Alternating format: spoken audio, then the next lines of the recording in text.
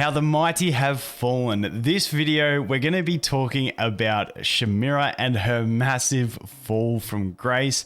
Talk about the fact that I believe now is the time that she does need a buff, and some ideas that I have about buffs for Shemira. Anyway, if you do like this type of video, let me know. If you have some other heroes that you want me to do this type of video on, let me know as well. I just figure Shemira is perfectly primed because she's gone from the absolute queen when the game launched to basically just garbage at the moment. So let's get into it.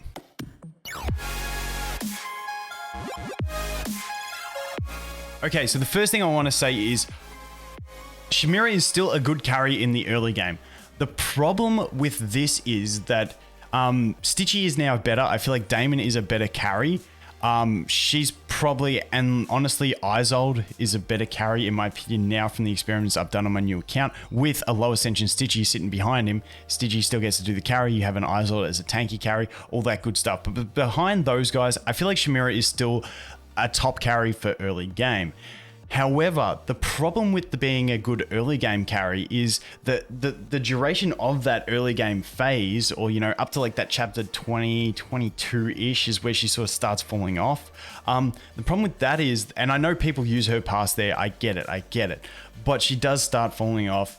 You cannot argue by endgame, she's just nothing except for the Twisted Realm Nomura boss. So the thing with that is that due to the fact that the game keeps speeding the early progression, for instance, in 40 days on my new account, I think I'm in chapter 17. So like we're pushing pretty fast, and basically Shemira drops off once you get a full team of 240s. That's when she starts to fall off because she's no longer power leveled, being overpowered against everything else and can just delete everything.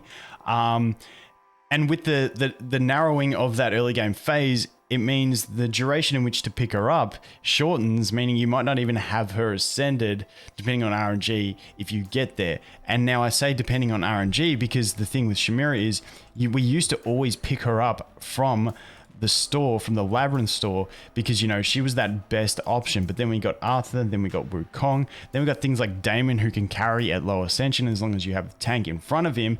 And it basically meant, and then we have dimensional exchanges on top of that people are saving with, and it became that Shemira, purchasing Shemira copies from here for such a short time frame of investment, because the early game is getting squished by all the events, free summons, new features, everything's just speeding it up in general. It becomes not worth it. It used to be worth it because that up to chapter 22 used to take you, say, 6 months. So having a really solid carry for that was really worth it. Don't quote my 6 months thing. It just came off the top of my head.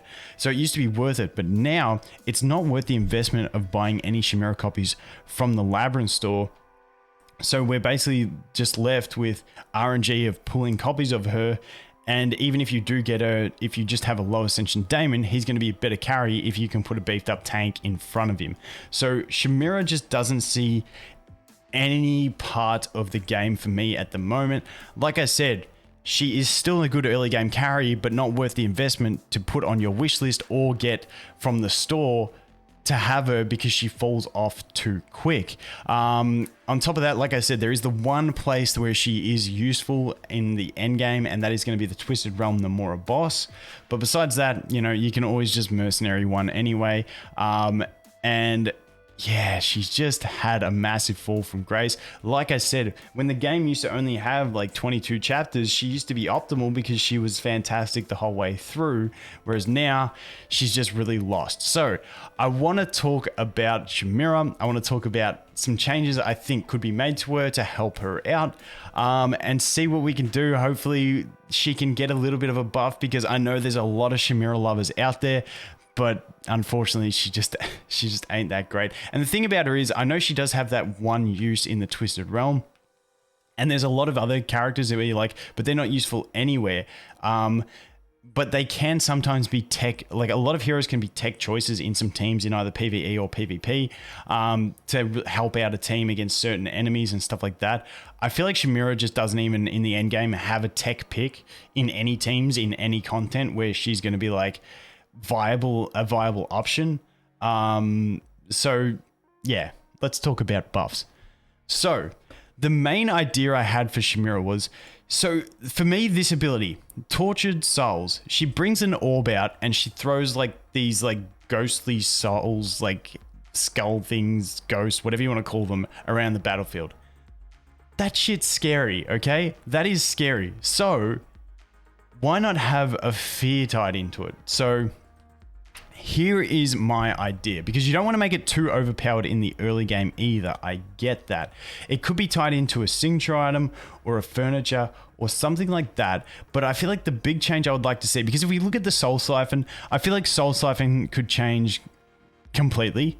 Like not in a lore sense or anything like that, just in a functionality. Like it's a bit of damage and it's a bit of healing.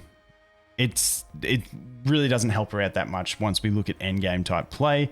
And then we have this one here. Shemira deals 100% damage to a magic-based enemy and simultaneously prevents them from casting abilities for several seconds. This is not a bad ability. I do like this ability. I feel like that still has some functionality to it. Then we have this one.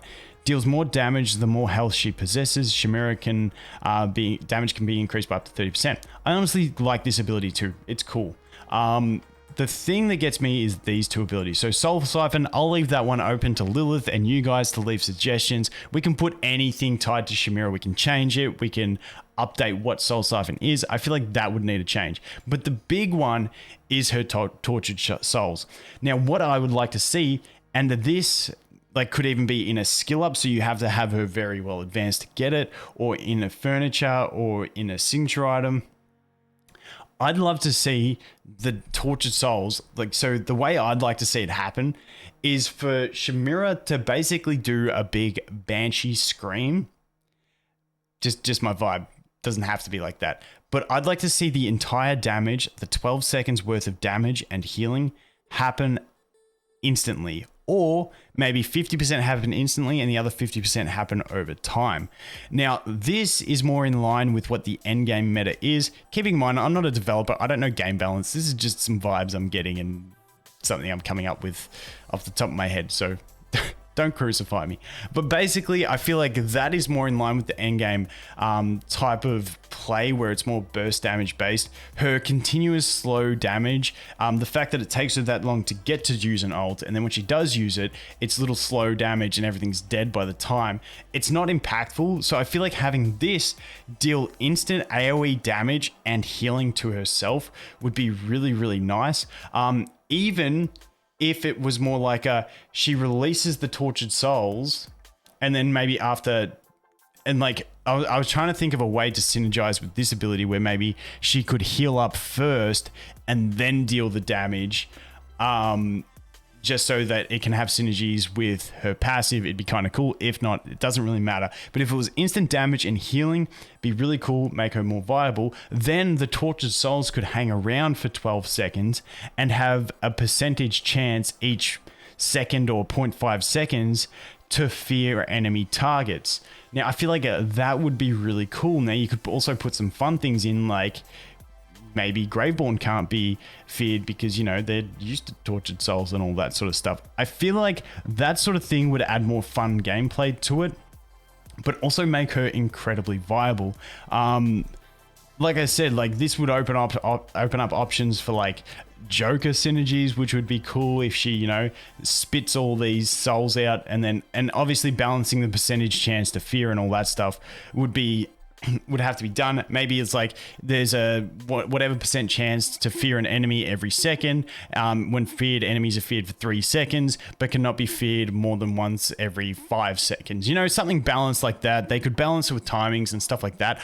I just feel like Shemira is a really cool character. We've got the Wicked skin for her now as well, which looks absolutely savage. I'm glad we finally got that Ice Shemira skin, even though I picked up Stitchy instead. But I just think if we could give her something to make her more viable in the end game. I don't want her to be like an Irons replacement or overpowered. I'm not saying this has to be ridiculous amount of damage, but I'd just love to see it.